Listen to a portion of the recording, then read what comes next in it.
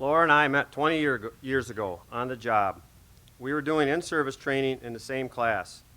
When people ask us where we met, we always tell them we met in prison. It's not what you think. We were both corrections officers. Laura retired in May of 2014. I was still working. It was in November of that year that Laura was complaining of a horrific headache, so she went to the doctor. They discovered she had a vision problem going on. She had left neglect. She couldn't see anything or attend to anything on her left. They wanted her to go to the hospital, but they didn't want her to drive. So I received the phone call to come home and take her to the hospital.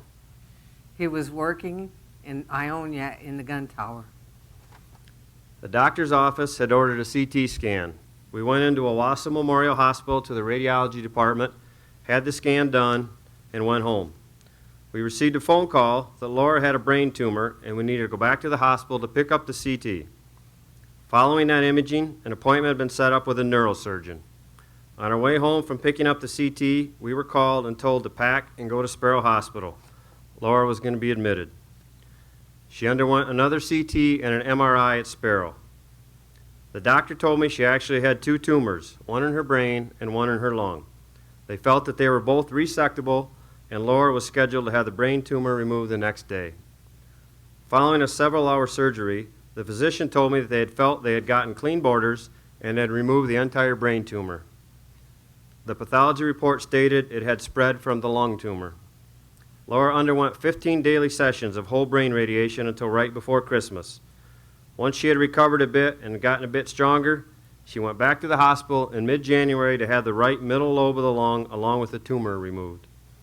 The lymph nodes were checked and they were all negative.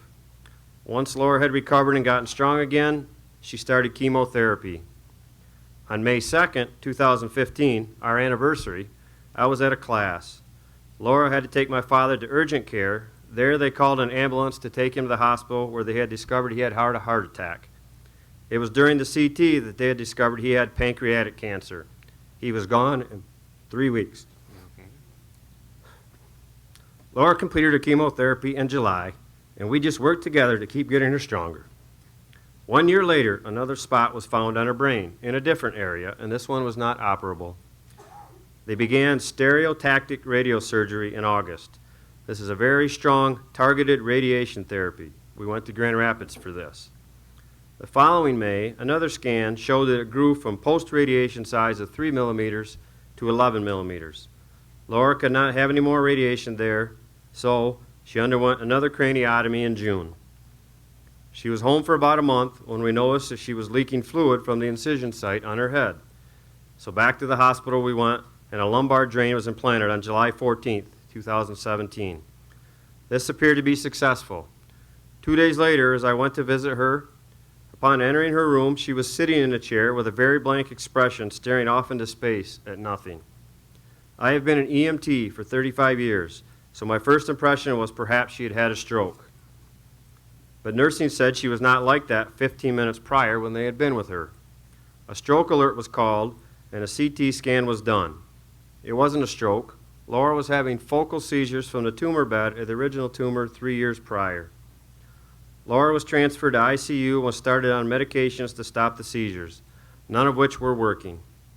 She was not doing well at all and was close to being put on a ventilator when one of the doctors suggested a different medication, Topamax. They started this on July 18th, my birthday. She had one more seizure at 5:30 and has not had another since. Because of the seizures, I noticed some changes with Laura, cognitive changes. She also had dysphagia, or swallowing difficulties, and had a nasogastric tube placed for nutrition. She was also having problems with her blood sugar because of the medications, and she couldn't walk.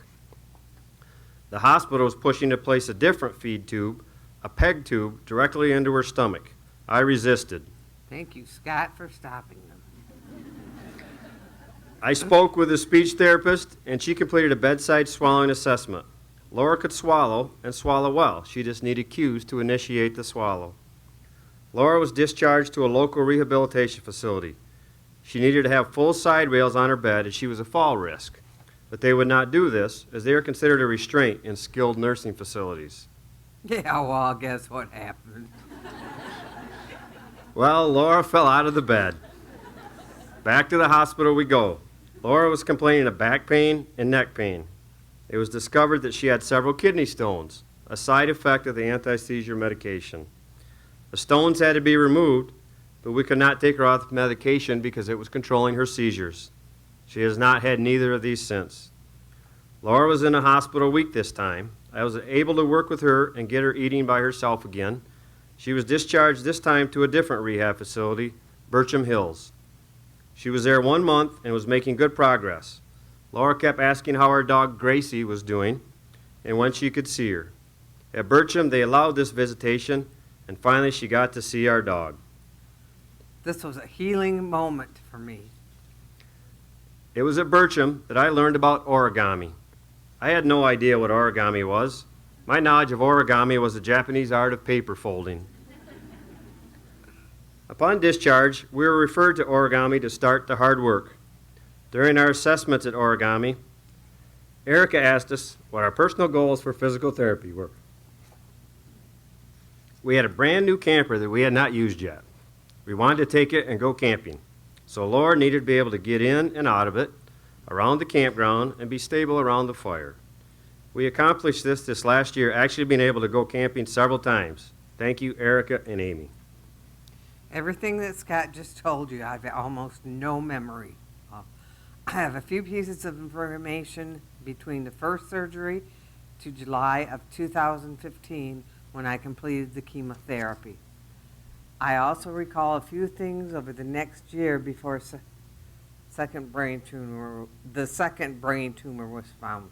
From August 2016 until about September 2017, I don't have much recall, and things I do not recall and things I do remember sometimes are not accurate at all.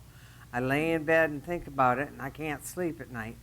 It keeps me awake, trying to remember this part of my life that's just not there.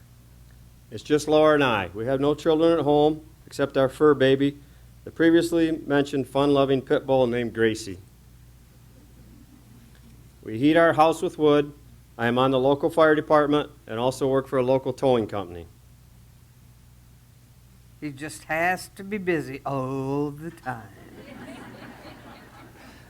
My EMT training can be a boon and a bane. I know all the different things that her headache on this first day of this journey could be. I knew enough all along to be really scared. I put most of all this on hold for a year when Laura needed me in the house with her all the time, but wood still needed to be cut and split for burning. A friend suggested I use a baby monitor so I could make sure she was okay when I was outside. Instead of a baby monitor, I used something similar to a trail camera that worked with Wi-Fi. I could hear and talk through it. I could see on my phone if Laura was getting up, so I could cue her to sit and I'd be right there. Her balance was not the best, and I was worried about her falling.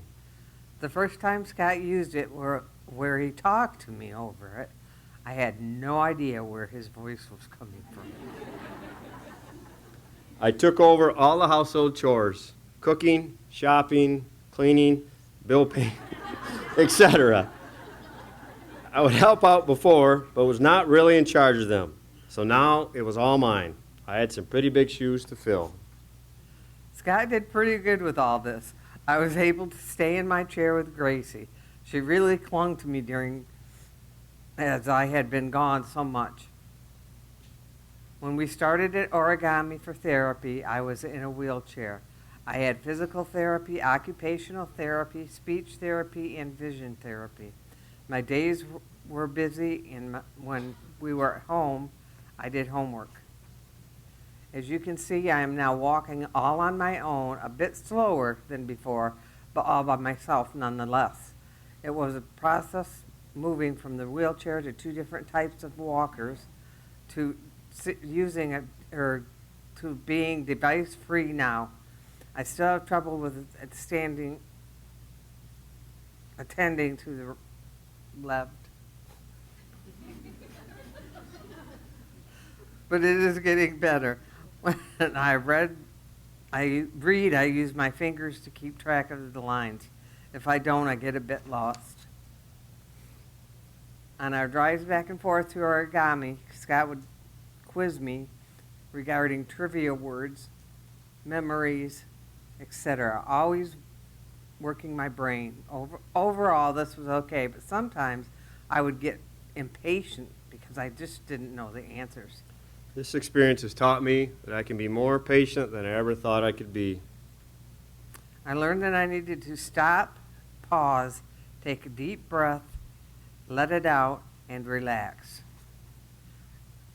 I found that I do have patience, but I also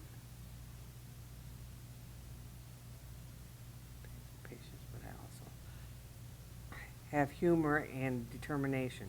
I don't give up, and I never will. Scott and I want to thank so many people who helped us. Bircham Hills staff and Dr. Weiss, Dr. Rapson, Cassie, and the staff at Red Cedar Oncology. Doctors Heilman, Jabara, Pridgeon, and Langhorse, and all the people at Origami. Mackenzie, Linda, Erica, Amy, Deborah, April, Shelley, Shannon, Amanda DeFort, Bethany, Cara, Mariah, and all the interns who were able to work with us. We have been taken care of so wonderfully here. I am getting more independent every day. I am continuing to work on regaining all my independence, and I'm doing more around the house, helping Scott out with the cooking, but only a little bit because I really kind of like him cooking for me. When the weather turns nice again, we're going to do more camping, and I think I can actually help this time. I didn't know that I had it in me to be the caregiver I've had to be. Many people keep telling me that I'm doing a terrific job at it. I just do what needs to be done. It's not a job. It comes from love. I never thought I'd be in front of so many people telling my story, and that my story would be so involved. Thank you all for listening.